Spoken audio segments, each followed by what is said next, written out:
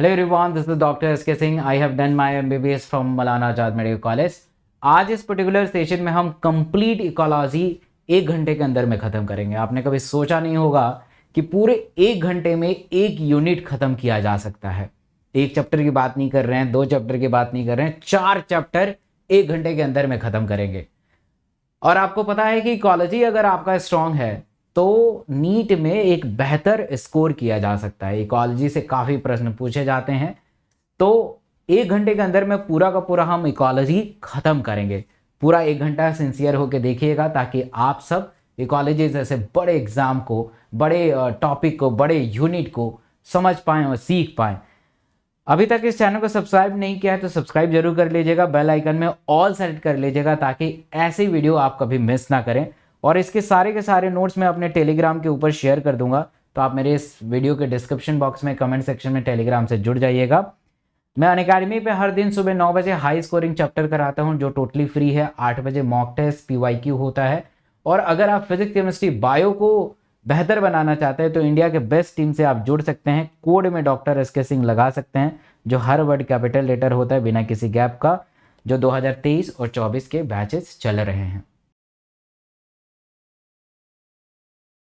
तो start with the organism and population. तो ecology is what? Ecology is basically concerned with the 4 level of biological organisation. The first is called organism, the second is called population, and third is called community, and fourth is called biome. ये 4 level पे हमारा ecology काम करता है. The regional and local variation with in the each biome lead to the formation of wide variety of habitat. Assam में कुछ और है, बनारस में कुछ और है, और दिल्ली में कुछ और है. ये सारी चीज़ पे डिपेंड करता है. मेजर एबायोटिक फैक्टर के बारे में बात करें जिसमें लाइफ नहीं होता है, the temperature. The temperature is the most ecological relevant environmental factor. Decrease progressively equator toward the pole. Equator से पोल की तरफ जाएंगे तो टेम्परेचर कम हो जाता है, यानी पोल पे बहुत टेम्परेचर कम होता है. From plain to the mountain top. It ranges from the sub-zero level in a polar area and a high altitude greater than 50 degrees centigrade in tropical desert in a summer. Mango tree cannot grow in a temperate country like the Canada and Germany, and snow leopard are not found in the Kerala forest, and tuna fish are really catch beyond the tropical latitude in the oceans. मतलब ये variations जो है temperature की वजह से देखा जाता है. Organism can tolerate a wide range of temperature and they are called eurythermal. मतलब उसे या तो आप 10 डिग्री में रखिए या 100 डिग्री में रखें, दे कैन बी सर्वाइव. बट कुछ ऐसे ऑर्गेनिज्म होते हैं कि उनको थोड़ा सा टेम्परेचर को फ्लक्चुएट करेंगे तो सर्वाइव नहीं कर पाएंगे. Water, it is available so limited in desert, only the special adaptation make a possible to live there. क्या मरुस्थल में तो बिल्कुल पानी है ही नहीं. The productivity and distribution of plant is also heavily depend on the water. पानी देते हैं तभी प्लांट ग्रो करते हैं.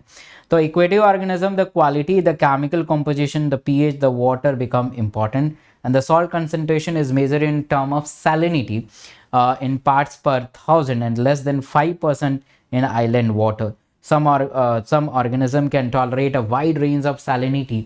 उसे हम बोलते हैं यूरी हैलाइन. मतलब उसे समुद्र के पानी में रख दीजिए और कितने भी खारा पानी में रख देंगे वो सर्वाइव करेगा. कुछ कुछ एनिमल्स ऐसे होते हैं कि नैरो रेंज में सर्वाइव करते हैं. They are called stenohaline. They are called stenohaline. Light के बारे में बात करें तो since the plant produce food through the photosynthesis as we all know, and which is only possible when the sunlight is available as a source of energy. So many species of a small plant जैसे herbs, shrubs growing in the forest are adapted to the photosynthesis optimally under the very low light condition because they are constantly overshadow tall canopinized tree and all. The UV component of a spectrum is harmful to the many organism, while not all the color component of the visible spectrum are available for the marine plants living in a different depend on the oceans. Soil के बारे में बात करें, the nature and property of soil in a different places vary. Nature जो होता है soil की property अलग अलग जगह पे अलग अलग vary करती है, and it is depend on the climatic factor. क्योंकि weathering process होता है, पहाड़ों से मिट्टी बह के खेतों में आती है और उससे उपजाऊ बनती है. The weathering process, whether the soil is transported to the sedimentary and how the soil become occur. The various characteristics of soil such as the soil composition, grain size, aggregation, determination, percolation and water holding capacity इसको soil को बेहतर बनाता है. अब हम response to the abiotic factor करेंगे and this graph is quite important.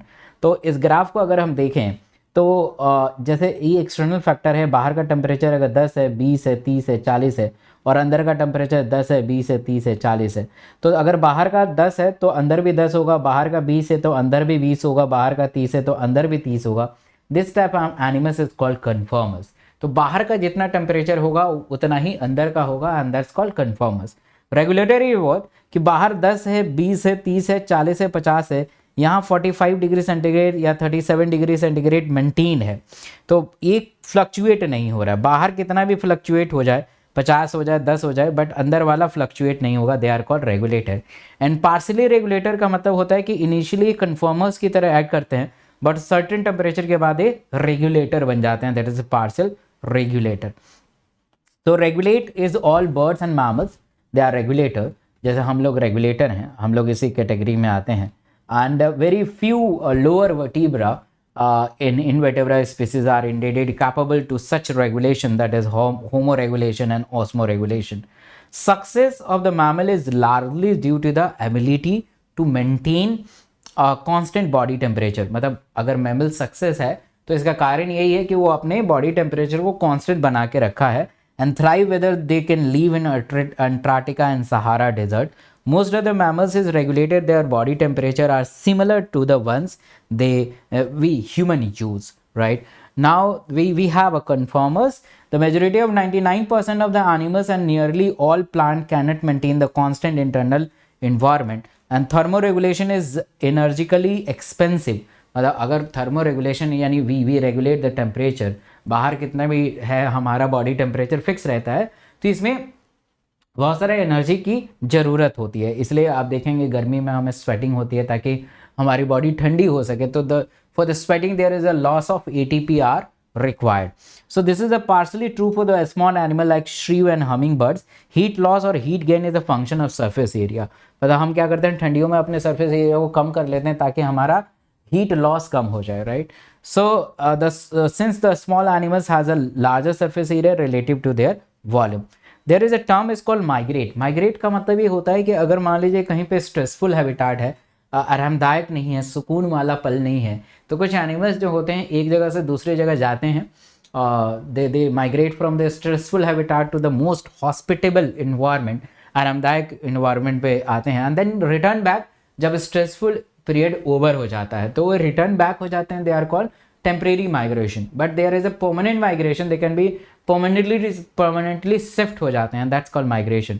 So every winter the famous Koledo National Park, NEET में आया हुआ क्वेश्चन है, Bharatpur Rajasthan, hosts thousands of migrating birds coming from the Siberia and other extremely cold northern region. Suspend का मतलब होता है कि इस टाइप के एनिमल्स जो माइग्रेट नहीं हो पाते हैं वो नीचे वो अलग अलग हैबिटाट बनाते हैं अपने अंदर. जैसे बैक्टीरिया अपने ऊपर सिस्ट बना लेगा, है ना. Fungi and lower various kind of thick wall spores are form which help in survive in unfavorable condition, right? This germinate on ability to stable environment. In animals, the organism, if unable to migrate, might be avoid the stress by the escaping in time, and the familiar case of bear going to the hibernation during the winter, example of escape the time. Some snail and fish go to the estivation and avoid the summer related problems. तो estivation hibernation can be seen.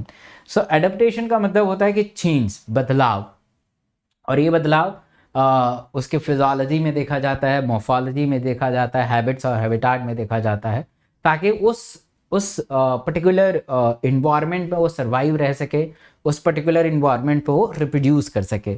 So adaptation is very any attribute of the organism, morphological, physiological behaviour that enable to organism survive and reproduce its habitat. In absence of external source of water, the kangaroo rat, मतलब कि आपको पता है desert में पानी नहीं होती, तो कंगारू रैट क्या करता है कि उसको जिंदा रहना है तो अपने इंटरनल फैट को ऑक्सीडाइज करता है, and then for the fat oxidation there is a release of water and this water is utilized by the physiological process inside the kangaroo rat. और इसके अलावा अपनी यूरिन को कंसनट्रेटेड बनाता है ताकि पानी कम लॉस हो सके। तो in absence of external source of water the kangaroo rat in North American desert is capable to meeting all water requirement through the internal fat oxidation and urine को minimum volume करता है, water को remove करता है, water को कम remove करता है। Many desert plant के ऊपर थिक क्यूटिकल्स होते हैं, उनके सरफेस के ऊपर एक थिक क्यूटिकल होते हैं जिससे पानी लॉस नहीं होता। आपको पता है कि जितने भी डेजर्ट प्लांट होते हैं उनका रूट जो सिस्टम होता है काफ़ी डीप और पेनिट्रेटेड होता है, क्योंकि पानी तो होता नहीं है, बड़ी मुश्किल से पानी खींचते हैं और पता चला ट्रांसपिरेशन में वो लॉस कर दें, तो ये गलत है। इसलिए उनके लीफ के ऊपर थिक क्यूटिकल वैक्सी लेयर होता है ताकि ट्रांसपिरेशन लॉस ना हो पाए। Many desert plant have a thick cuticle leaf surface and they have their stomata arranged in deep pit to minimize the water loss through the transcription. And there is a plant is called cam. और cam जो होते हैं कि उनके stomata दिन में open नहीं होते हैं, they open in the moon light, night light, ताकि हीट लॉस, ताकि उनको ट्रांसपिरेशन और वाटर लॉस ना हो। Many desert plant like Opuntia they have a no leaf, leaf नहीं होता, लीफ नहीं होगा तो ट्रांसपिरेशन नहीं होगा। And this leaf is modified to the spine, छोटे छोटे स्पाइन बन जाते हैं और उनका स्टेम जो होता है फ्लैटेंड होता है और ग्रीन होता है। They are important for the photosynthesis. So they are reduced in a spine and photosynthetic function is taken over the flattened stem. Stem वहाँ पे फोटोसिंथेसिस करता है, लीफ नहीं करता है क्योंकि लीफ स्पाइन में बदल चुका है। Mammal from colder climate generally have a shorter ears and limbs minimize the heat loss. जितने भी कोल्डर क्लाइमेट के होते हैं बहुत छोटे होते हैं, एंड जो भी चीज़ छोटा होता है and that's called Allen, and this called Allen's rule. Seal have a thick layer of fat blubers below which their skin act as an insulator and reduce the loss of body heat. Microbe which is called Icabacteria, they flourish in a hot spring, deep sea hypodermal vent and temperature for the exceed 100 degrees centigrade, and this is possible. So desert lizard lack thick physiological ability to mammals. They have to deal with the high temperature and their habitat but manage the keep body temperature fairly constant and behavior means. Now we have a population. Population का मतलब होता है कि सारे के सारे organism एक जगह इकट्ठे हो जाएं, they lead to the population. Population is certain attribute that individual does not. Individual में बर्थ होता है, डेथ होता है, बट पॉपुलेशन में रेट के बारे में बात की जाएगी कि कितने रेट से बर्थ हुआ, कितने रेट से डेथ हुआ। इंडिविजुअल में have a birth and death but the population has a birth rate and death rate. Population this rate refers to the per capita birth and death respectively. If the pond there is 20 lotus, question आया है last year, through the reproduction 8 और नए add हो गए, taking the current population is 28, calculate the birth rate, तो 8 थे और total 20 बराबर 0.4, ऐसे आप निकाल सकते हैं। Another attribute is a population is sex ratio, है ना, the occurrence of male and female. तो population at any given time is compose of individual of the different ages and age distribution per individual is a given age group is plotted a graph that's called age pyramid. तो age pyramid are 3 type, the growing and stable and declining. growing का मतलब होता है कि the pre reproductive, बंदे का अभी reproduce नहीं कर सकते हैं, वो बहुत ज़्यादा हों और बेस पे हों, रिप्रोडक्टिव भी ज़्यादा हैं और रिप्रोड्यूस कर रहे हैं, अपनी जनसंख्या को बढ़ा रहे हैं, post reproductive at quite low, तो this is type of growing population like India. Stable में क्या होता है, the pre reproductive and post reproductive are equal, ये याद रखिएगा, प्री और पोस्ट जो है, प्री और रिप्रोडक्टिव बराबर हो तो that is called stable population, neither growing neither diminish. और डिक्लाइनिंग में क्या होता है कि प्री रिप्रोडक्टिव बहुत कम है तो रिप्रोडक्टिव बनेंगे ही नहीं, समझ पा रहे हो, तो that is called declining. China का पॉपुलेशन डिक्लाइन हो रहा है अभी। तो population size more technically called population density design by the an need to the necessary measure in term of number only.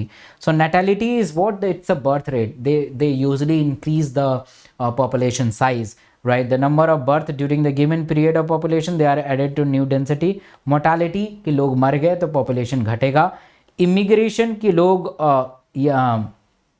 जो है जा रहे हैं, ठीक है, individual of the same species that come into habitat elsewhere during the time period, और नहीं मतलब लोग आ रहे हैं इमिग्रेशन तो ये ऐड करेगा और इमिग्रेशन लोग जा रहे हैं तो ये लॉस करेगा, ठीक है। तो इसको ऐसे ग्राफ में कर सकते हैं, अगर मान लीजिए पॉपुलेशन डेंसिटी है तो लोग आएंगे तो पॉपुलेशन बढ़ेगा, बर्थ होगा तो पॉपुलेशन बढ़ेगा, लोग मरेंगे तो पॉपुलेशन घटेगा और लोग चले जाएंगे तो पॉपुलेशन घट जाएगा। तो इससे आप रिलेट कर सकते हैं। ग्रोथ मॉडल करते हैं, they are two growth model, one is called exponential. Exponential मतलब जे शेप, अचानक से बढ़ गया। तो अचानक से इसलिए बढ़ रहा है क्योंकि पॉपुलेशन में मतलब कि इन्वायरमेंट में बहुत सारा फूड अबंडेंट है। तो when the resources of the habitat are unlimited, the species the ability to realize fully innate potential to grow in number that Darwin observed while developing his theory of natural selection. Then the population grow in exponential and geometrical fashion. Magnitude of R value and Norway rate is सारे आप data मैं आपको Telegram पर share कर दूंगा। यहाँ पे देखिए, तो ये जो है एक्सपोनेंशियल है, dn/dt इक्वल टू rn, और this is called different one, इसे एस शेप करते हैं, dn/dt equal to rn k-n। Exponential growth is this one. Any species growing the exponential under the unlimited resources condition can reach enormous population density in short time. Logistic growth, ये logistic growth है जहाँ पे 3 phase होते हैं, lag phase, exponential और stationary phase आ जाता है। Fittest of the individual will survive and reproduce. तो लॉजिस्टिक में dn/dt equal to k-n/k, where n equal to population density at time t, R is equal to intrinsic rate of natural selection and K is a carrying capacity. Population evolved the maximum their reproductive fittest and also called Darwin fittest, high R value. Some organism they breed only once in their lifetime, Pacific salmon fish and bamboo. Some produce large number of a small size of offspring. Sponsoring करेंगे। Now we have a population interaction. ये बहुत ही आसान है कि अगर मान लीजिए कोई ऑर्गेनिज्म को एक दूसरे से फ़ायदा हो रहा है, मतलब 2 ऑर्गेनिज्म है और दोनों को एक दूसरे से फ़ायदा मिल रहा है, तो इसे म्यूचुअलिज्म कहते हैं। दोनों को एक दूसरे से नुकसान मिल रहा है तो इसे कंपटीशन कहते हैं। और एक को फ़ायदा एक को नुकसान प्रीडेटर और पैरासिटिज्म कहता है हमें होता है। एक को फ़ायदा एक को ना ही नुकसान कमेंसलिज्म, और नेगेटिव एक को नुकसान एक को ना ही फ़ायदा ना ही नुकसान। तो पॉजिटिव का मतलब फ़ायदा, नेगेटिव का मतलब नुकसान, जीरो का मतलब ना ही फ़ायदा ना ही नुकसान। तो predation play a important role, they keep the prey population under control. अगर मान लीजिए कि प्रीडेटर ना हो तो प्रे का नंबर बढ़ जाएगा। But the predator pray species achieve very high population density and causes the ecosystem instability. The prickly pear cactus introduced in Australia in 1920s, उसके फ्लावर्स बहुत अच्छे थे।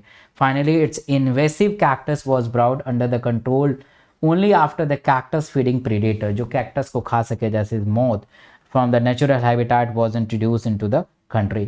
In the Rocky International Community, American Pacific Coast, starfish, ये सारा चीज़ें, the field experiment when the starfish were removed from the enclosures, ये सारे predation के एग्जाम्पल है। ये सारे मैं आपको टेलीग्राम पे शेयर कर दूंगा। कंपटीशन में दोनों को एक दूसरे से नुकसान होता है। Competition occur when the closely related species compete for the same resources that are limiting. Competition is best defined as a process in which the fitness of one species is measured in terms of R, that is intrinsic value, and it is significantly lower in the presence of another species. Gauss competition exclusion principle ये आता है question, that are closely related species competing for the same resources. 2 closely related species हैं जो कि एक same चीज़ के लिए लड़ाई कर रहे हैं, they cannot be coexist, ये दोनों एक साथ रह नहीं सकते हैं। Indefinitely and competitively inferior will be eliminated eventually. Same है कि अगर मान लीजिए कोई खिलौना है और दो साल के बच्चे हैं तो आपस में पहले भिड़ जाएंगे, तो एक को मम्मी लेके चले जाएंगी एक को पापा, तो दोनों एक साथ रह नहीं सकते हैं। पैरासिटिज्म पॉजिटिव और नेगेटिव, पॉजिटिव और नेगेटिव मतलब एक को तो फ़ायदा होगा एक को नहीं एक को नुकसान होगा। अगर मेरे अंदर कोई पैरासाइट आ जाए तो उसको तो फ़ायदा होगा, मुझे नुकसान हो जाएगा।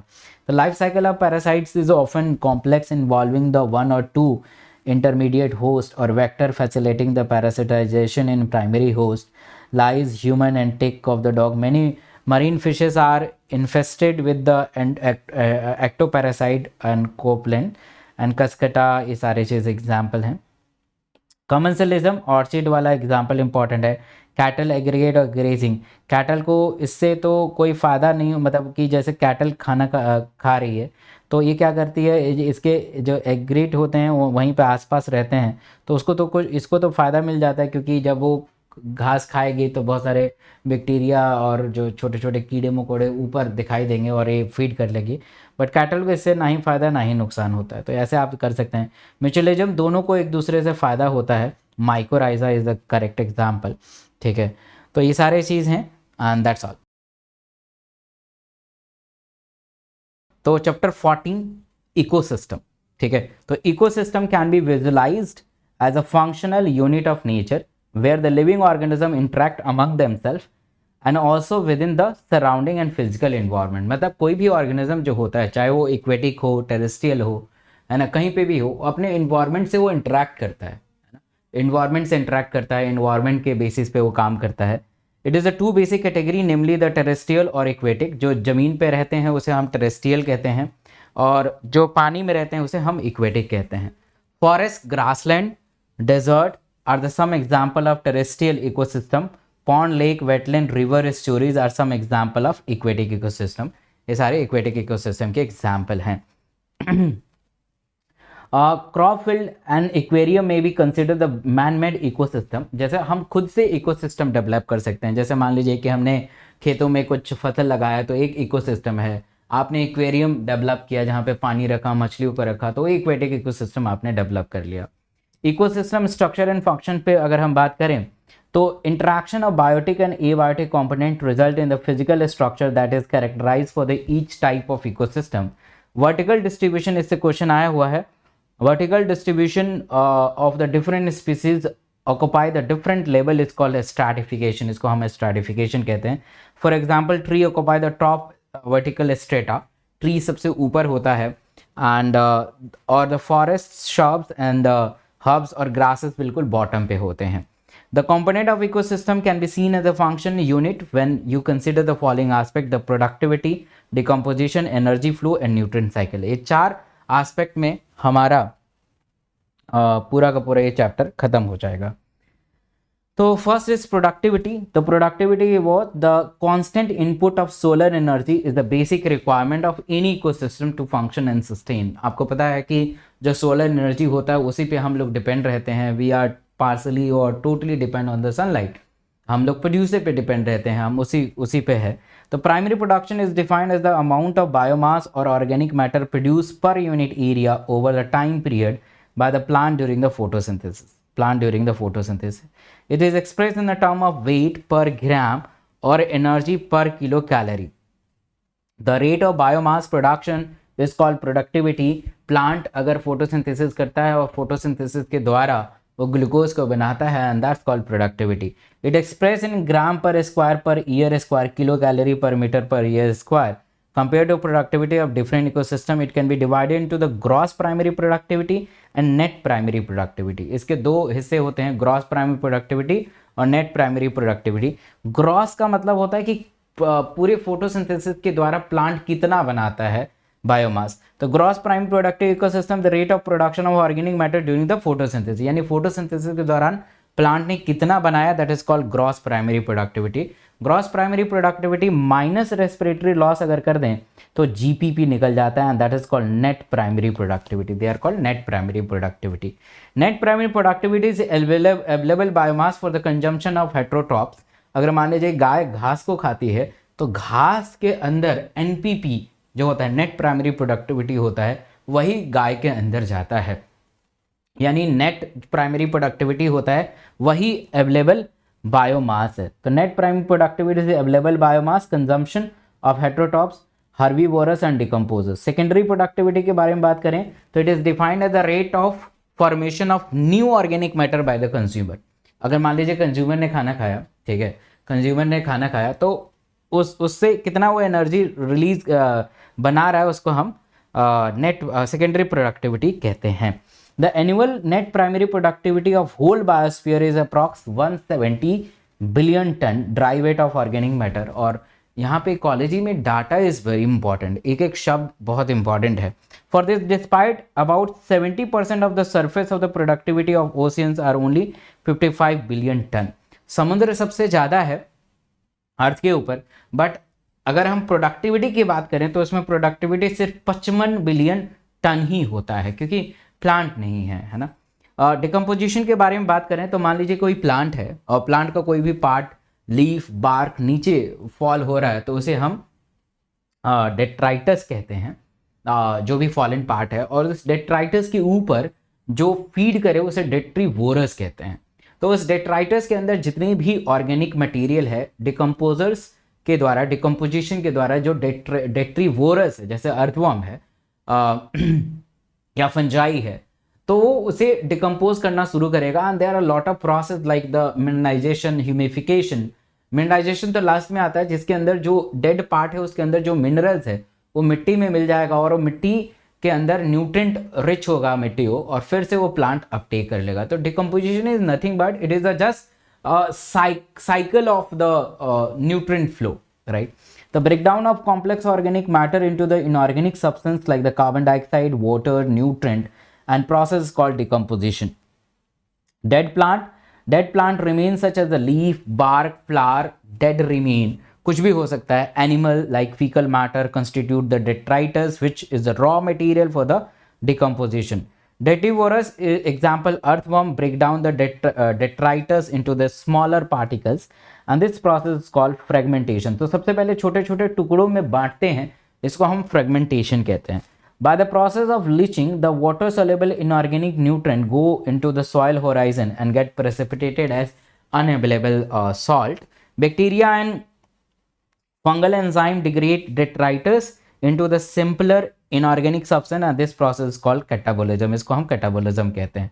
अब इस साइकिल से आप देख रहे हैं कि ये लीफ गिरा, ठीक है, तो इसे हम डेट्राइटस कहते हैं, और इस लीफ के ऊपर कुछ अटैक कर रहा है, डेट्रीवोरस कहते हैं, और इसे ये ह्यूमस वगैरह करके ऑर्गेनिक रिच सॉइल बनाएगा और फाइनली ये प्लांट फिर से एब्जॉर्ब कर लेगा. यहाँ पे फंगस का ग्रोथ होगा, अल्टीमेटली वही काम करेगा कि इसे डिकम्पोज करके मिनरलाइज करेगा, मिनरलाइज करके फिर से प्लांट को दे देगा. Now there is a term is called humification. So what is a humification? They lead to the accumulation of dark color amorphous substance called the humus. Dark color होता है, humus होता है. They are highly resistant to the microbial actions and undergo the deposition at extremely slow rate. धीरे धीरे degrade होना शुरू कर देता है. The humus is further degraded by the some microbe and release the inorganic nutrient occur by the process called mineralization. Minerals इसमें flow होते हैं. Decomposition is largely on oxygen requiring process. किसी को मतलब कि जैसे डिकम्पोजिशन होना है, ऑक्सीडेशन होना है, तो उसमें ऑक्सीजन की बड़ी भूमिका रहती है. The rate of decomposition is controlled by the chemical composition of detritus and climatic factor is also important for this, right. Temperature and soil moisture and moist important climatic factor, they regulate the decomposition through their effect and their activity of soil microbe. Now we have energy flow. Energy जो होता है एक trophic level से दूसरे trophic level में flow होता है. You know very well the energy is neither created nor be destroyed. They can be transferred from one form to the another form. So on the incidence the solar radiation, the 50% of its photosynthetic active radiation, मतलब कि sunlight का 50% जो है fall होता है as a पार, और पार का सिर्फ 2 से 10% जो है स्मॉल अमाउंट पूरे इंटायर वर्ल्ड में रहता है. इन दोनों से क्वेश्चन नीट में आया हुआ है, ठीक है. तो 2 से 10% पार का यूज होता है. यहाँ पे अगर देखें, the green plant is ecosystem are producer. In terrestrial ecosystem the major producer are herbivorous and woody plant. Likewise the producers in aquatic ecosystem are the various species like phytoplanktons. Phytoplankton is present in aquatic ecosystem, जो बिल्कुल bottom है. Phyto का मतलब plant, plankton का मतलब bottom. Algae and higher plant. Animal depend on the plant directly और indirectly for the food need. They are hence called, they are consumer and they are called heterotrophs. Hetero का मतलब different, ट्रॉप का मतलब nutrition, जो अलग किसी दूसरे animals पे फीड करे उसको हम हेट्रोट्रॉप्स कहते हैं. If they are feed to the producer the plant, they are called primary consumers, and the animal that eat, animals which turn eat and plant primary consumer will be herbivorous. Some common herbivorous are insect, birds, mammals. ये सारे herbivorous होते हैं. Consumer they which feed on the herbivorous, they are called carnivorous. मतलब ऐसे animal जो हमारे herbivorous को खा जाए, है ना, गाय को खा जाए, हिरन को खा जाए, उसे carnivorous कहते हैं. More correctly they are primary carnivorous through the secondary consumer. Those animals which depend on the primary carnivorous for the food, they are called secondary carnivorous. अब फूड चेन होता है, फूड चेन का मतलब होता है the flow of energy from one trophic level to another trophic level. They are the two type of food chain. One is called grazing food chain, another is called detritus food chain. अब grazing में G शुरू हो रहा है, G for the grasses. They start with the grasses, फिर grass को God बकरी ने खाया, बकरी को मैन ने खा लिया, है ना. detritus food chain, detritus ये dead से start होगा. They start with the dead matter. It is made up of decomposers, the like they are heterotrophs organism, mainly the fungi and bacteria. Decomposers जो होते हैं, they secrete an enzyme that break down the dead waste material into the simple inorganic material and फिर finally ये absorb हो जाता है. and this natural interconnection of food chain is make food wave. food wave का मतलब एक पूरा जाल बन जाता है, एक को 10 लोग खाएंगे, 10 को 20 लोग खाएंगे, ये सारे चीज़ें. ये टेबल बहुत इंपॉर्टेंट है. प्रोड्यूसर आप देख रहे हैं, इसे हम फर्स्ट ट्रॉफिक लेवल कहते हैं. जैसे सारे प्लांट होते हैं, जितने भी इक्वेटिक इकोसिस्टम होते हैं उसमें फाइटोप्लैंक्टन्स होते हैं. Phyto means plant, planktons in bottom of the water, grasses and tree. ये फर्स्ट ट्रॉफिक लेवल है. अब फर्स्ट ट्रॉफिक लेवल को प्राइमरी कंज्यूमर खाएगा, इसे हम सेकंड ट्रॉफिक लेवल कहते हैं. जू प्लैंक्टन्स ग्रास ऊपर, फाइटोप्लैंक्टन्स को जू प्लैंक्टन्स खाएगा, ग्रास को ग्रास ऊपर खाएंगे. फिर प्राइमरी कंज्यूमर से सेकेंडरी कंज्यूमर आएगा, थर्ड ट्रॉफिक लेवल कहते हैं. बर्ड्स फिशेस होते हैं tertiary consumer. Fourth trophic level man and lion आ जाता है. तो this table is quite important for your NEET exam. Each trophic level has a certain mass of living matter at the particular time is called standing crops. NEET में आया हुआ question है कि हर topic level में एक कुछ sustainable energy रहती है, उसको हम स्टैंडिंग क्रॉप्स कहते हैं. Standing crop is measure the mass of living organism. Biomass is the number of unit area. Now the ecological pyramid. Pyramid के फॉर्म में हम इकोलॉजी को बताएंगे कि चाहे वो नंबर हो, बायोमास हो, एनर्जी हो. So the base of each pyramid represented the producer. Base हमेशा प्रोड्यूसर, जो बेस बनाएंगे वो हमेशा प्रोड्यूसर होगा, है ना. And trophic level, while the apex represent the tertiary और टॉप लेवल. एपेक्स जो होगा सबसे टॉप होगा, वो हमारा टॉप और ट्रॉफिक लेवल होगा. 3 टाइप के इकोलॉजिकल पैरामिड होते हैं, pyramid of number, pyramid of biomass, pyramid of energy. यहाँ देखिए पिरामिड ऑफ नंबर है, तो आप नंबर के अकॉर्डिंग यहाँ देख पा रहे हैं. तो प्राइमरी प्रोड्यूसर देख रहे हैं आप कितना ज़्यादा है, फिर प्राइमरी कंज्यूमर ज़्यादा है, फिर टर्सरी सेकेंडरी कंज्यूमर इतना है, फिर फाइनली टर्सरी कंज्यूमर हो गया. ये बायोमास है कि बायोमास इतना है, फिर इतना है, इतना है, हमेशा ये ऊपर की तरफ जा रहा है. और ये inverted pyramid of biomass of a small standing phytoplankton supported by the large standing zooplankton. This is important. ये आपके NCERT में है और इससे क्वेश्चन पूछा जाता है. This is the pyramid of energy. इसमें क्या होता है कि हमेशा ऊपर जाता है और इसमें 10% रूल अप्लाई होता है. तो most of the ecosystem, all the pyramid of number, energy, biomass are upright. ये हमेशा ऊपर की तरफ जाता है. That is producer are more in number. Producer बहुत ज़्यादा होते हैं. And biomass than have a herbivorous. The herbivorous are the more in number and the biomass than the carnivorous. Pyramid of biomass के बारे में बात करें, in a sea generally inverted because the biomass of the fish are very larger as the phytoplanktons. Pyramid of energy is always upright. They can never be inverted because when energy flow from a particular trophic level to the next trophic level. Ecological succession के बारे में बात करें अगर, तो this changes orderly sequential parallel with the change in the physical environment, and this changes lead to the finally community that's near to the equilibrium and environment that can be climax community, right? The gradual and fairly predictable change in a species composition given in area is ecological succession. Succession का मतलब होता है कि बदलाव. पहले मान लीजिए कि तालाब था, अब वहाँ पे फॉरेस्ट हो गया, है ना. आपने सुना होगा कभी कि पहले यहाँ जंगल हुआ करता था, आज बहुत सारे बिल्डिंग, हॉस्पिटल और स्कूल हैं. तो that is called succession. During the succession some species colonise the area and their population become more numerous where the population of other species might be decline और डिसअपियर. तो entire sequence of community that successively change in the given area is called sere. और इस दौरान जो बदलाव होता है उसको हम सीरे कहते हैं. Individual transition communities term as a serial stage and serial community.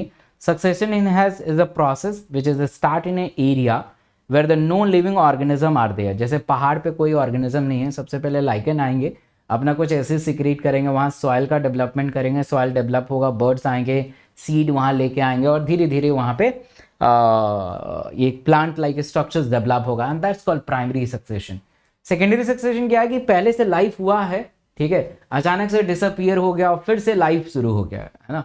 जैसे आप नीट में फेल हो जाते हैं और फिर आपने हौसला जुड़ाया, फिर से नीट की तैयारी करना शुरू कर देते हैं, that is a secondary succession. तो जैसे मान लीजिए फॉरेस्ट को काट दिया गया, पूरा फॉरेस्ट नहीं है, डिफॉरेस्टेटेड है, फिर से आपने फॉरेस्ट लगाना शुरू कर दिया तो फॉरेस्टेड होगा, दैट्स कॉल्ड सेकेंडरी सक्सेशन। तो succession in has the process start in area where the no living organism can be there, and that could be the area where the no living organism ever existed, say the bare rocks, and increase the somehow the lost the living organism that can be existed there. Example of area where the primary succession occur in newly area where the bare rocks or created pond or reservoir.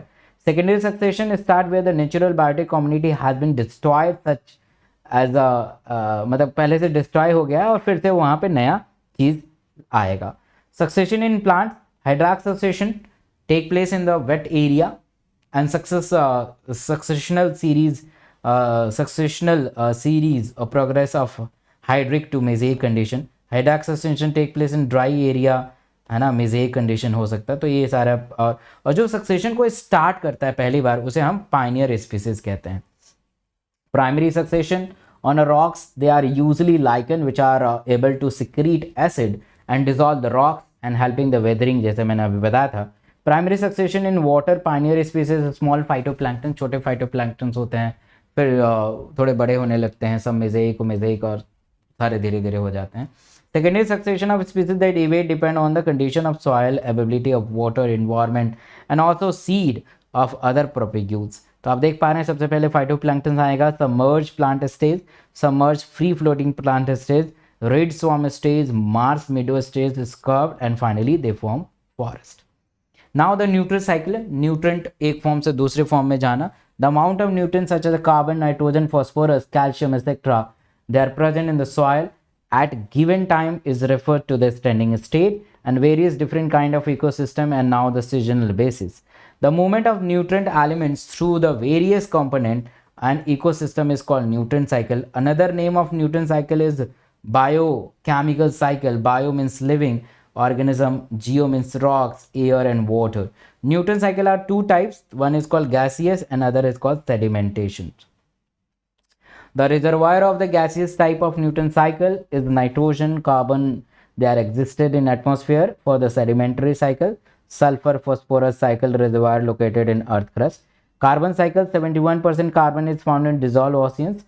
Oceans reservoir regulate the amount of carbon dioxide in atmosphere. Fossil fuel is represent the reservoir of carbon. तो ये सारा चीज़ है। ऐसा estimate किया जाता है 4 × 10⁻13 kilogram carbon is fix annually the biosphere through the photosynthesis. Some amount of their fixed carbon is lost in sediment and removed from the circulation. Burning, आप लकड़ी जलाएंगे, फॉरेस्ट फायर होगा तो इससे भी कार्बन डाइऑक्साइड जाएगा। Phosphorus cycle is very important. Phosphorus is major part of biological membrane like nucleic acid, cellular energy transfer of system, and many of animals they need large quantity of these elements to make a shell, bone and teeth. Ecosystem service आप पढ़ लीजिएगा, है ना। The phosphorus cycle is very important. सबसे पहले rocks है, rocks weathering process हुआ, soil में आ गया, सॉइल से मिट्टी में प्रोड्यूसर लगे होते हैं, प्रोड्यूसर ने इस फॉस्फोरस को ले लिया, प्रोड्यूसर को कंज्यूमर खा गया तो कंज्यूमर के अंदर ये आ गया, फिर डेट्राइटस और ऐसे साइकिल चलता रहता है। That's all.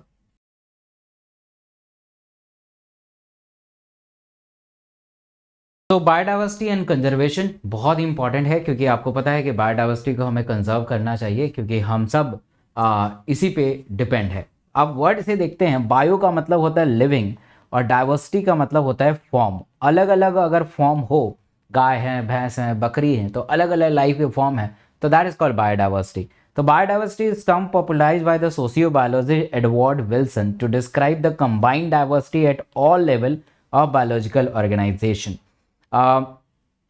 इसमें एक और चीज़ आपको ध्यान दे रखना है कि 3 इंपॉर्टेंट इसमें फैक्टर्स हैं। The first is called genetic diversity. तो what is the genetic diversity कि अलग अलग जगह पे अलग अलग फॉर्म आपको मिलेंगे. तो genetic variation shown by the medicinal plant Rauwolfia vomitoria growing on the different Himalayas ranges might be in term of potency and concentration of active chemical which is called razor pine that are plant produced. India has more than 50,000 genetically different strain of rice and 1,000 variety of mango are there. Species variety, species अलग अलग जगह पे अलग अलग species मिलेंगे. तो diversity at the species level, for example अगर हम बात करें तो western Ghat has a greater amphibian than the eastern Ghat, right? Ecological diversity की बात करें तो at the desert, the rain forest, mangrove, coral reef, wetland, estuaries, alpine, ये इकोलॉजिकल डाइवर्सिटी है जो आपको जानना चाहिए. तो biodiversity and its conservation is now very vital for the environmental issue और इंटरनेशनल कंसर्न, क्योंकि हम सब डायरेक्टली और इनडायरेक्टली बायोडाइवर्सिटी पे डिपेंड है. इवन बहुत सारे दवाई जो नेटिव मेडिसिन होती हैं, जो ट्रेडिशनल मेडिसिन होती हैं, वो बायोडाइवर्सिटी से ही लेते हैं. हम ऑक्सीजन बायोडाइवर्सिटी से लेते हैं, तो हम पूर्ण रूप से बायोडाइवर्सिटी पे डिपेंड है. So they around the world begin to realize the critical importance of biodiversity for the our survival and wellbeings for the planet. अगर हम प्लेनेट पे वाकई सर्वाइव रहना चाहते हैं तो हमें बायोडाइवर्सिटी को कंजर्व करना बहुत इंपॉर्टेंट है. So according to the international union of conservation of nature and natural resources, that is IUCN 2004, the total number of plants and animal species described so far is slightly more than 1.5 billion, but has no clear idea how many species are yet to be discovered and yet to be described. अभी हमें और भी समय चाहिए. For extreme estimate that ranges from the 20 to 50 billion, but more conservative and scientifically sound estimate made the Robert May that place a global diversity is about 7 million. 7 million उन्होंने कहा है. More than 70% of all species recorded are animals. 70% animals है, while the plant including algae, fungi, bryophyta, pteridophyta, angiosperm, they comprise 22% of the total. तो ये question आएगा कि plants और animal में सबसे ज़्यादा कौन है, तो ऑब्वियस है एनिमल है. अमंग द एनिमल्स सबसे ज़्यादा इंसेक्ट हैं. Top species rich taxonomical group making up more 70% of the total. That means out of every 10 animals of the planet 7 are insect. 7 insect हैं. Biologist are not sure about how many prokaryotic species it's might be. Now there is a table which is very important.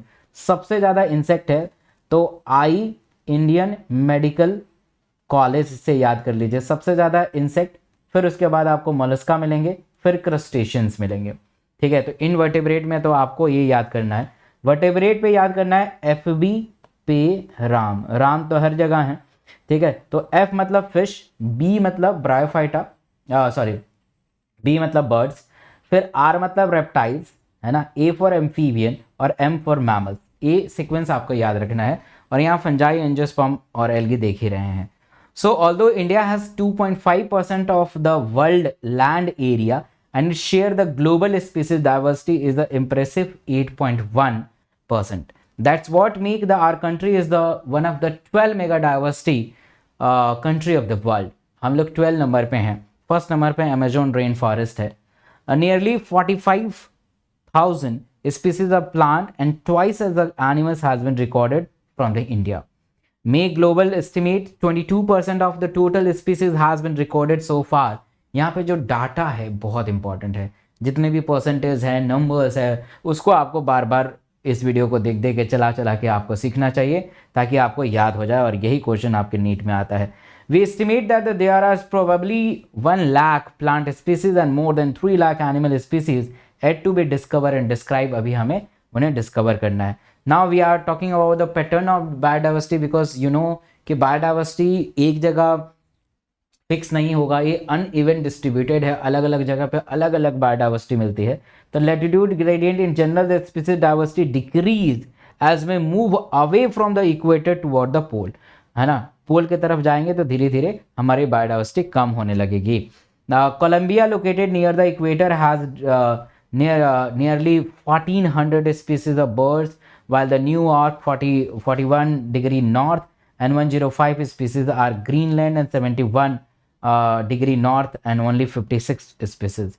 In India, with much of its land area is tropical latitude and has more than 1200 species of the birds, right? So, the largely tropical Amazon rainforest in South America has a greater biodiversity in on the earth, and it is a home of more than 40,000 species of plant, 3,000 for the fish, 13,000 for the birds, 4 to 7 of the mammals, 4 to 7 of the amphibians, 378 of the reptiles, and more than 1,25,000 invertebrates. Scientists estimate that this rainforest is might to be at least 2 million insect species waiting to be discovered and named.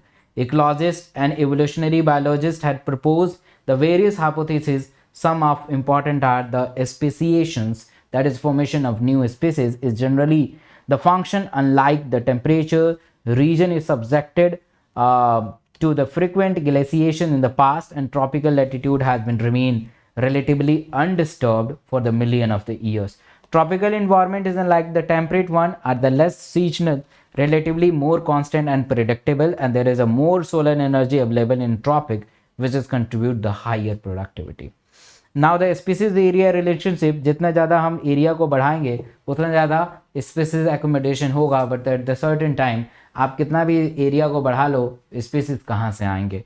तो इसका formula है log s equal to log c plus z log a, where the s equal to species richness, e is the area, z is the slope of the line regressive coefficient, c is the y-intercept. Ecologists have discovered that the value of z line in the range 0.1 to 0.2.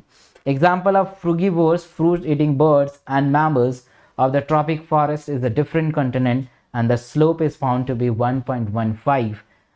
That's 1.15. The importance of species diversity of ecosystem.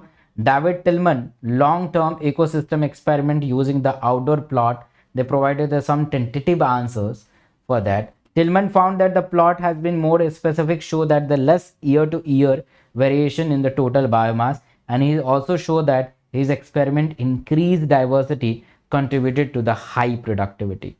Okay. In airplane ecosystem, all parts are joined together using the thousands of river species. In every passenger traveling in the start propagating the river take home and causing the become the extinct. Loss of biodiversity.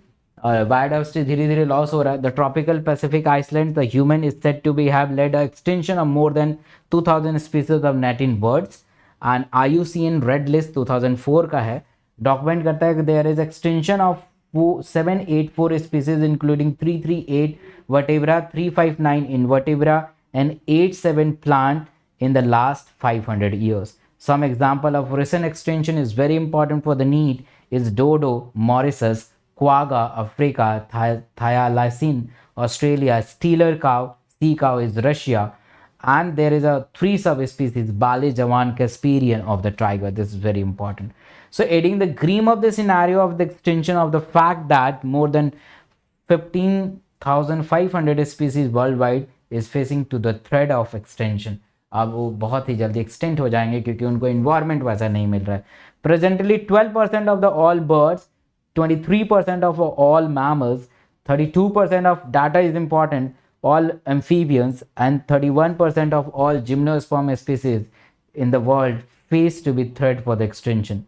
Ecologists warn that if a present trend continue, nearly half of the species on the earth might be wiped out, मतलब खत्म हो जाएंगे, बर्बाद हो जाएंगे within the next 100 years.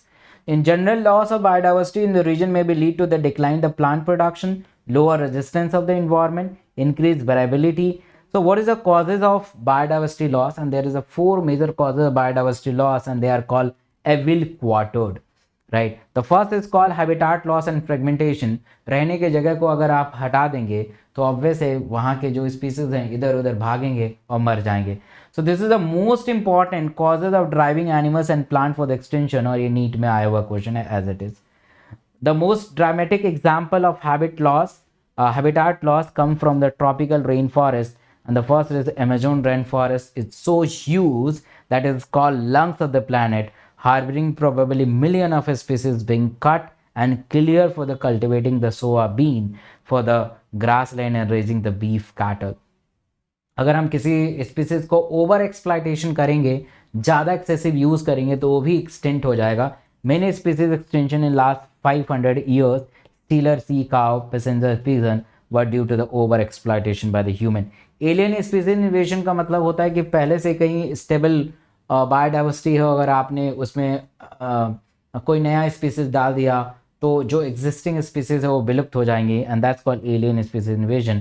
When the alien species are introduce unintentionally, और तो ये जो वहाँ के पहले से स्पीसीज है उनको किल कर देंगे. Nile perches are such example for that. They kill the 200 species of काइगेट fish in the lake. Recent illegal introduction of fingered catfish भी यूज़ किया गया है, जिससे काफ़ी लॉस देखा गया है. को एक्सटेंशन, अगर मान लीजिए कोई भी स्पीसीज एक दूसरे पे आश्रित हो, तो एक स्पीसीज अगर मर जाएगा तो दूसरा स्पीसीज अपने आप ही मर जाएगा. When the species become extinct, the plants and animals species associated with it obligatory way become extinct, वो भी एक्सटेंट हो जाएंगे. Now why should we conserve the biodiversity. मैंने शुरुआत में ही बताया था कि हम बायोडाइवर्सिटी पे ही डिपेंड हैं, हम मेडिसिन वगैरह सब चीज़ यहीं से लेते हैं. तो narrow utilitarian argument conservating the biodiversity is obvious in human derive countless direct economical benefit for the mature food, cereal, pulse, fruits, firewood, construction material, industrial products, tannin, lubricant, dyes, resin, perfume, etc. all are obtained from the biodiversity. More than 25% of the drugs currently sold in the market worldwide are derived from the plant. 25,000 species of plant contribute the traditional medicine used by the native people around the world. Broadly utilitarian argument, the biodiversity play a very important role to service, mature and provided. The vast Amazon rainforest estimated to produce through photosynthesis 20% of total oxygen on the earth atmosphere. पूरे अर्थ पे 20% जो oxygen है Amazon rainforest ही देता है. The ethical argument conserving the biodiversity related what we on the million of plants, animals and microbe species with whom we share this planet. So how do we conserve biodiversity?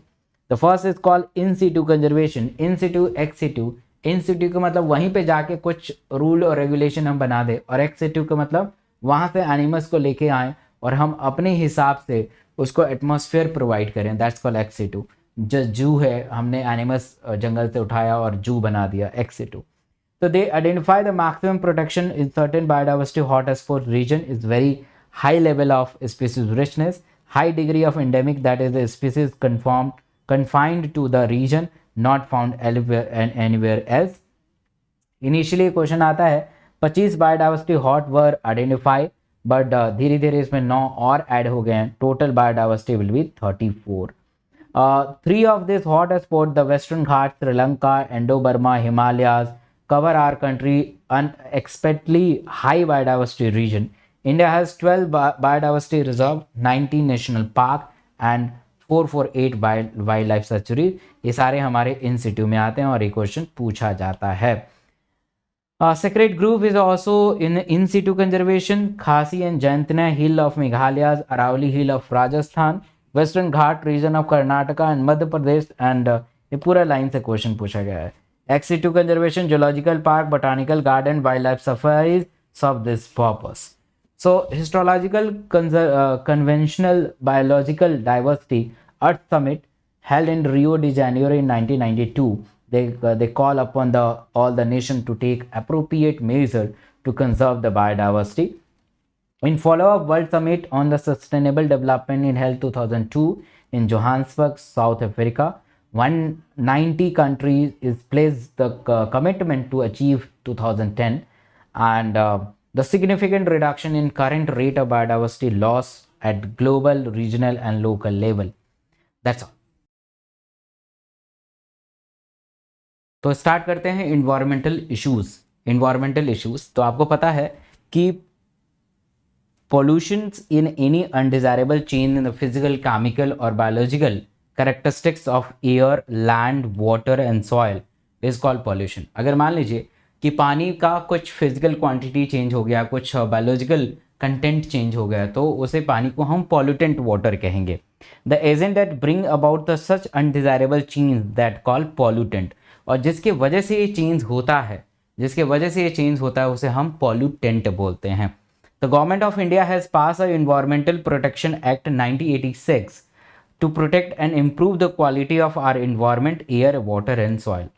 Government ने तो rule regulation कर दिया था, but इसका अभी तक कुछ ज़्यादा होता नहीं है। तो एयर पोल्यूशन को कैसे ट्रीट करेंगे, तो they are two method, one is called scrubbers, यहाँ डायग्राम में देख पा रहे हैं, and this is called electrostatic precipitator. बारी बारी में बात करते हैं, इन दोनों से एक क्वेश्चन आएगा नीट के अंदर। तो सबसे पहले हम इलेक्ट्रोस्टैटिक प्रेसिपिटेटर के बारे में बात करेंगे। There are the several ways to removing the particulate matter. The most widely used is electrostatic precipitator. तो electrostatic precipitator is important to remove the जो डस्ट पार्टिकल्स हैं या जो छोटे छोटे पार्टिकुलेट मैटर हैं जो हमारे लंग्स के अंदर चले जाएंगे और लंग्स को ख़राब कर सकते हैं, उसको रिमूव करेगा। Which can be remove 99% of particulated matter which is present in exhaust from the thermal power plant से जो निकलता है। It has an electrode wire that is maintained at the several volt. इसमें इलेक्ट्रोड होता है जो कि बहुत सारे several thousand volt होता है, and they produce a corona which is release electron. उसे इलेक्ट्रॉन रिलीज होता है, and this electron attached to dust particle, वो डस्ट पार्टिकल्स को अट्रैक्ट करेगा, उसे नेगेटिव बना के, और उसके तार जो है अंडरग्राउंड होते हैं, आप देख पा रहे हैं इसे, this is a discharge corona, और फिर इसे नेगेटिव बना के फिर इसे ग्राउंड और अर्थिन कर दिया जाता है, वो नीचे की तरफ आ जाता है। The collecting plate is grounded and attract the charge dust particles. The velocity of air between the plate must be the low enough to allow the dust to fall. So this is all about the electrostatic precipitator. Now we have a scrubbers. Scrubbers can remove the gases like sulfur dioxide, और ये NEET में आया हुआ question है कि आखिर scrubber क्या करता है। तो ऐसे याद कर सकते हैं, S फॉर स्क्रबर और S for the sulphur dioxide.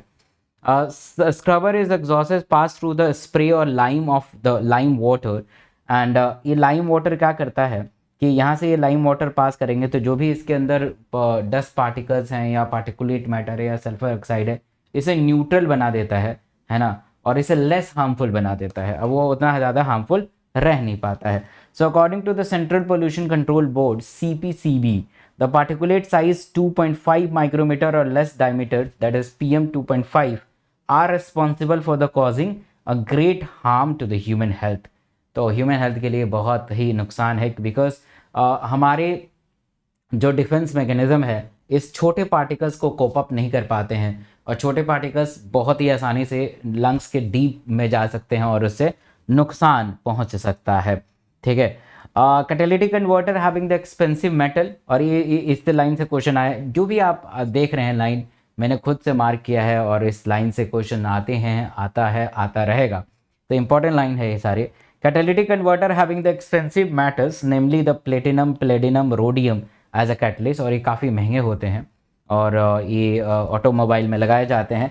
Catalytic converter should be used unleaded petrol because the lead petrol inactivated the catalyst. Catalyst basically क्या करता है कि पूर्ण रूप से अगर अनबर्न हाइड्रोकार्बन है उसे बर्न करेगा, उसे लेस टॉक्सिक बनाएगा, right. So controlling the vehicular air pollution in case of the study by the Delhi, in 1990s Delhi ranked 4th among the 41 most pollutant city of the world। आप सोच सकते हैं। Switching over the entire public transport into the buses from the diesel to the compressed natural gas, मतलब अब petrol को हमने CNG में convert कर दिया। CNG पूरा एट द एंड ऑफ 2002 में पूरा जो पब्लिक ट्रांसपोर्ट है या प्राइवेट है सब में ये आ गया था। CNG का फ़ायदा ये होता है कि ये बहुत ही अच्छे तरीके से जल सकता है, ठीक है। अनलाइक पेट्रोल और diesel, it is automobile as very little और लेफ्ट अनबर्न, मतलब कि कोई बहुत पूर्ण रूप से जल सकता है। CNG बहुत सस्ता होता है as compare to the petrol, अब नहीं है वैसे। The can not be siphoned off, आप चुरा नहीं सकते हो, क्योंकि गैस को कैसे चलाओगे, और इसे कुछ मिला नहीं सकते हो, गैस में कैसे मिलाओगे। The main problem of switching over the CNG difficulty to laying down the pipeline to deliver the CNG, आपको पाइपलाइन डिलीवर करना पड़ेगा जो रियली एक चैलेंजिंग है ना, तो फिर तो आप अनइंटरप्टेड सप्लाई भेज सकते हो। Euro second norm example the stipulated that the sulphur to be control at 350 parts per billion and the diesel is 150 parts per billion in petrol, and this data is very important for your NEET exam. Reduce sulfur 50 parts per million in petrol and diesel, The Bharat stays third, which is equivalent to the Euro second norm, which is currently placed in the Delhi, Mumbai, Kolkata, Chennai, Bangalore, Hyderabad, Ahmedabad, Pune, Surat, Kanpur, Agra, इन सब में चल रहा है. Now we have a air prevention control pollution act come in force in 1981. ये data important है, but was amended in 1987. Exactly question आया है, including the noise as a air pollutant. Noise को भी हमने एयर पोल्यूटेंट किया है. The noise is undesirable high level of sound, जो कि आपको डिस्टर्ब कर सकता है. And the bigger the city, the bigger the function and bigger the noise. Now we have a water pollution and its control. So the government of India has passed the Water Prevention and Control Pollution Act in 1974 to safeguard our water resources. आप देख पा रहे हैं water में 99%, impurities 0.1%, suspended solid, sand, silt, clay, colloidal material में faecal matter, bacteria, cloth, paper, fibre, dissolve material में आपको nutrient, nitrate, ammonia, phosphate, sodium, ये सारे डाटा इंपॉर्टेंट है. This is the concept of BOD. आप देखिए जरा बीओडी. सीवेज में आपको पता है, सीवेज में बहुत सारे फीकल मैटर होते हैं, हानिकारक तत्व होते हैं. अगर आप किसी नदी में सीवेज डालेंगे तो उस नदी के अंदर जो ऑक्सीजन है वो कम हो जाएगा. तो देख रहे हैं ऑक्सीजन जो रेड कलर का ये है, ऑक्सीजन बिल्कुल कम हो गया. अब ऑक्सीजन अगर कम होगा तो जो मछली हैं या जो एक्वेटिक एनिमल्स है वो जिंदा नहीं रह पाएंगी. फिश मर जाएंगी, डिसअपियर हो जाएंगी, है ना, वो डिसअपियर हो जाएंगे, मर जाएंगे. ठीक है. और यहाँ पे क्या होता है, बीओडी बढ़ जाएगा. अब हमने रियलाइज़ किया कि अरे यार सारी मछलियाँ मर गई, कुछ करना चाहिए. तो हम सीवेज जिस सांस को हमने बंद कर दिया. जैसे हमने बंद किया, बीओडी का लेवल कम हो गया क्योंकि हमने इम्प्योरिटीज़ डालना बंद कर दिया. डिजॉल्व ऑक्सीजन का लेवल बढ़ गया. डिजॉल्व ऑक्सीजन का लेवल जैसे ही बढ़ा तो इससे फिर से जो भी जो है, ठीक है, जो भी है क्या कहते हैं, जो भी है, डिजॉल्व ऑक्सीजन बढ़ गया. और डिजॉल्व ऑक्सीजन जैसे ही बढ़ गया तो हमारे ऑर्गेनिज्म फिर से आ गए, एक्वेटिक ऑर्गेनिज्म फिर से आ गए, राइट. तो it is possible to estimate the amount of organic matter in the sewage water by measuring the biochemical oxygen demand. Biochemical oxygen demand is actually the measuring the pollutant level. The presence of large amount of nutrient in the water also causes the excessive growth of the plankton, and that is free floating algae and the algal bloom हो सकता है. And water hyenic Echorea crassipus, the world most problematic aquatic weed, is also called terror of Bengal. वो इतना ज़्यादा invasive है, इतना ज़्यादा फैला हुआ है कि उसे हम हटा नहीं सकते हैं और किल नहीं कर सकते हैं, हटा नहीं सकते हैं. ठीक है. So they grow abundantly eutrophic water and lead to an imbalance in the ecosystem dynamic in the water. Now we have a biomagnification. Bio का मतलब होता है लिविंग, मैग्निफिकेशन का मतलब किसी चीज़ को मैग्नीफाई करके देखना, बड़ा हो जाना. अगर कोई भी नॉन डिग्रेडेबल पॉल्यूटेंट है जो डिग्रेडेड नहीं हो रहा है ना, तो एक ट्रॉफिक लेवल से दूसरे ट्रॉफिक लेवल पे जैसे ही वो जाएगा तो उसका अमाउंट जो है उसका लेवल बढ़ जाएगा, मैग्नीफाई हो जाएगा, मतलब बढ़ जाएगा वो. तो biomagnification refers to increase the concentration of toxicant of the successive trophic level. ठीक है, successive trophic level. It happened because the toxic substance accumulated by an organism cannot be metabolized or excreted and thus pass through the next trophic level. Next trophic level में पास हो जाता है. ठीक है. यहाँ देख सकते हैं आप कि सबसे पहले पानी में DDT है 0.003 पार्ट्स पर बिलियन. फिर इसको जू प्लैंक्टन ने खाया तो थोड़ा DDT का लेवल बढ़ गया, 0.04 पार्ट्स पर मिलियन हो गया. एंड देन फिर स्मॉल फिशेस खाएंगी, फिर लार्ज फिशेस खाएंगी. ऐसे ऐसे देखेंगे तो यहाँ पे पहले 0.003 था, अब वो 25 पार्ट्स पर मिलियन हो गया बर्ड्स के अंदर और फिश ईटिंग बर्ड्स के अंदर. तो धीरे धीरे बायोडिग्रेडेबल ऐसे ही बढ़ता जाता है. That is called biomagnification. Eutrophication के बारे में बात करें, अगर यूट्रोफिकेशन के बारे में बात करें तो there is a natural ageing of lake by the biological enrichment of water. अगर आप पानी के अंदर कोई भी बहुत सारे इम्प्योरिटीज़ डालेंगे, जैसे घर का कूड़ा कचरा डालेंगे, तो कहीं ना कहीं इससे इम्प्योरिटीज़ बढ़ेगी। जैसे मान लीजिए आपने कोई खाने का पार्टिकल्स डाल दिया, तो young lake the water is very cold clear and supporting the little life, but कुछ समय बाद the stream draining into the lake introduce the nutrients such as the nitrogen and phosphorus which encourage the growth of aquatic organism. बहुत सारे aquatic organism का growth हो जाएगा, और अगर ग्रोथ होगा तो बहुत सारे एल्गी कवर कर लेंगे। एल्गी कवर कर लेंगे तो जो नीचे फाइटोप्लैंक्टन्स है वो जिंदा नहीं रहेंगे, फाइटोप्लैंक्टन जिंदा रहेंगे तो जू प्लैंक्टन जिंदा नहीं रहेंगे, एक्वेटिक इकोसिस्टम पूर्ण रूप से वैनिश हो जाएगा। So the pollutant from the main activity, man's activity, effluent from the industries and home, is the radically accelerated and aging process. This phenomena has been called cultured or accelerated eutrophication. आप बहुत जल्दी eutrophication हो सकता है या slow rate of eutrophication भी हो सकता है।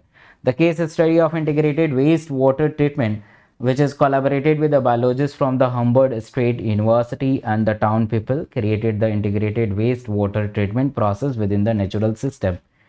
For the cleaning occur the two stages, there is the conventional sedimentation, filtration and chlorinization. ठीक है, Ecosan toilets of many area of Kerala and Sri Lanka में बनाया गया है। Solid waste refers to everything that goes out in the trash. Municipal solid waste are the waste from the home, offices, stores, school, hospital, etc. Municipal solid wastes are generally comprises the paper, food waste, ये सारे चीज़ उसी के अंदर आते हैं। Burning reduce the volume of the wastage. Sanitary landfills were the adopted the substitute for the open burning dam. आप खुले में जलाओगे तो एयर पोल्यूशन होगा, ज़मीन में डाल दोगे तो ऑब्वियस सॉइल पोल्यूशन हो सकता है, बट अगर हम बहुत ह्यूमन एक्टिविटी के बहुत दूर अगर हम करें तो एक अच्छा ऑप्शन नहीं माना जाता है। In sanitary landfill the waste are dump into the depression and वहाँ पे मतलब ह्यूमन इंटरफेरेंस को रोक दिया जाता है। ठीक है, तो all wastage are we generated can be categorize into the three parts. One is called biodegradable, we can degrade into the different form, recyclable and non-biodegradable. The case study by the remedy of plastic wastage, Ahmed Khan, age 57-year-old, has been produced the plastic sack for the 20 years. The raw material for creating the polyvend is important term for the need of any plastic film wastage. So against the prices of 0.40 per kg, rag pickers has been getting the plastic wastage. More than 40 kilometers road in Bangalore has been already been laid. So all the rate Khan will soon running the short of plastic wastage in Bangalore. Irrespective computers and other electronic goods are also known as e-wastage. तो इन्होंने काफ़ी अच्छा ये किया था। पॉलीवेंट actually water repelling property होती है, तो जैसे सड़क पे वाटर के बूंदे, पानी की बूंदे आएंगे तो उसे रिपेल करेगा और उसकी लाइफ स्पैन बहुत ज़्यादा होगी। E wastage are buried in landfill, मतलब अंदर ज़मीन के अंदर गाड़ देते हैं, धंसा देते हैं। Now organic farming, Ramesh Chandra Dagar, farmer of Sonipat Haryana, is doing just this, and he included the beekeeping, dairy management, harvesting, composite, बहुत सारी चीज़ों पे काम उन्होंने किया है, और उन्होंने किसान वेलफेयर एसोसिएशन भी बनाया है और काफ़ी अच्छा काम उन्होंने किया है। Radio active wastage, initially the nuclear energy was which is non pollutant way and generating electricity. Green house effect से काफ़ी क्वेश्चन आएगा, अगर इस चैप्टर से क्वेश्चन आना है तो green house effect and global warming से क्वेश्चन पूछा ही जाएगा। The term green house effect has been derive from the phenomena that occur in green house, और इसमें मेजर गैसेस जो है कार्बन डाइऑक्साइड है। कार्बन डाइऑक्साइड इज बेसिकली 60%, उसके बाद हमारा मीथेन आता है, पहले सी से कर सकते हैं, मीथेन आता है, मीथेन आपका 20% आता है, फिर उसके बाद सी, फिर से CSF, क्लोरोफ्लोरोकार्बन 14% और nitrogen oxide 6%। The percentage is very important, और ग्रीन हाउस के परसेंटेज है। Ozone depletion and in stratosphere, क्योंकि ozone is present in stratosphere, there is a good ozone, and this ozone is found in the upper part of the atmosphere and which is called a stratosphere, और ये stratosphere में पाया जाता है, and it acts the shield absorbing and radiating from the sun, right? सो यहाँ पे अगर हम देखेंगे कि the thickness of ozone is a column of what air and the ground to be top atmosphere measure in the term of Dobson unit, इसे Dobson unit में नापते हैं हम। Ozone gas is continuously form by the action of UV rays, ultraviolet rays, molecular oxygen, and also degraded into the molecular oxygen into the stratosphere. Balance has been disturbed due to the enhancement of ozone degraded substance chlorofluorocarbon. Chlorofluorocarbon अगर ज़्यादा होगा तो ozone के डिप्लेशंस का, ozone जो है बहुत ही पतला हो जाएगा और यूवी रेडिएशन आ सकता है। CFC find wide use of refrigerator में काफ़ी यूज़ किया जाता है। CFC discharges from the lower part of atmosphere and move upward and reach the stratosphere. पहले लोअर में रहता फिर स्ट्रेटोस्फीयर में चला जाता है। The large area of thinned ozone layer commonly called ozone hole, ozone hole हो गया, ठीक है। And UVB is damage the DNA and mutation may be occur. UVB is quite poisonous.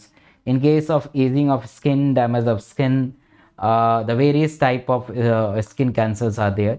In human eye, the cornea absorb UVB radiations, and a high dose of UVB causes the inflammations. UVB is called inflammations, and they cause snow blindness, that is cataract. Recognizing the deleterious effect of the ozone, अगर हम इस ozone के effects को अगर नापें तो there are the term is called Montreal Protocol, was signed at the Montreal, Canada in 1987, which is effective in 1989 to control the emission of ozone depletion and substance, right? So now we have a deforestation, ठीक है। now this is deforestations. Deforestation का मतलब होता है कि ये पूरा का पूरा एग्जैक्टली पूरा एनसीईआरटी का लाइन है, इस नोट्स में कोई भी एनसीईआरटी के बाहर का लाइन नहीं है।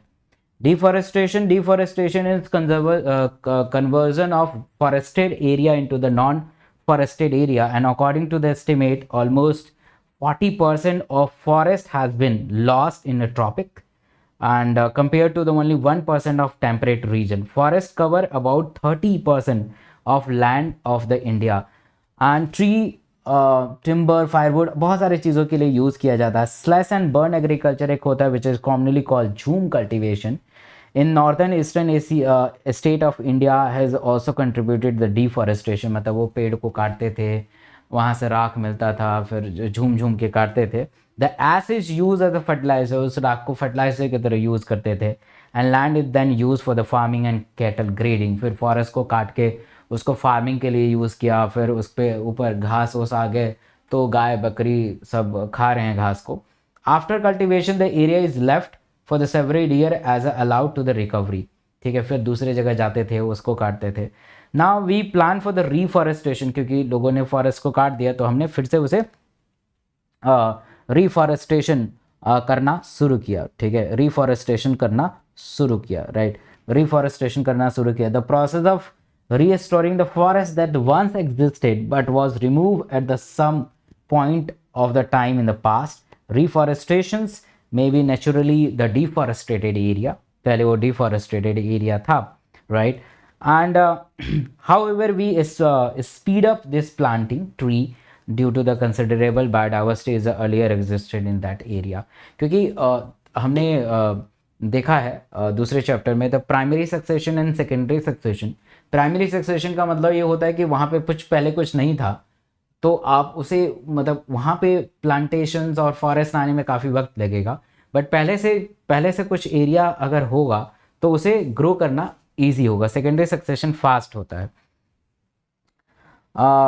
The case study of people participating in the conserving of forest, the government of India has recently instituted the Amrita Devi Vishnoi Wildfire Protection Award for individual for the community from the rural area that has been shown extraordinary courage to dedicate in protecting wildlife. Chipko movement is Garhwal Himalayas में था। In 1974, the local women should be enormous bravery in the protecting trees from the aches of the contractor by the hugging them. लोग पेड़ को काटने आते थे तो उसे हग कर लेती थी और कहती थी कि अगर तुम मुझे काटोगे तभी पेड़ को काट पाओगे। The people all over the world has been assimilated the Chipko movement, realizing the significant participation by the local community. The government of India in 1980 introduced the concept of joint forest management. So the work closely with the local community for protecting and managing the forest. That's all.